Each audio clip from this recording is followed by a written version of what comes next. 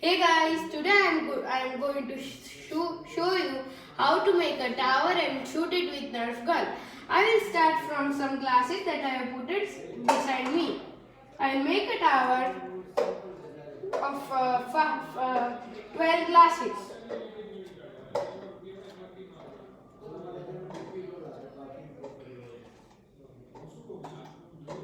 It is your choice that how much glasses you want to make a tower.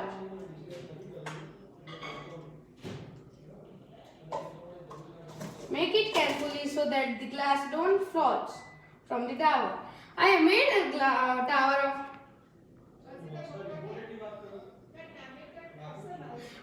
tower of 15 glasses and I am going to shoot it with my Nerf modulus gun.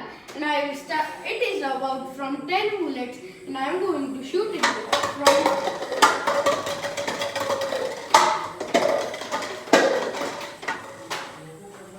Then your bullets, it is about 10 bullets. Then I have completed all the bullets and shoot these glasses.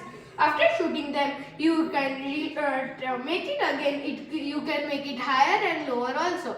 Thank you for watching my video and subscribe it.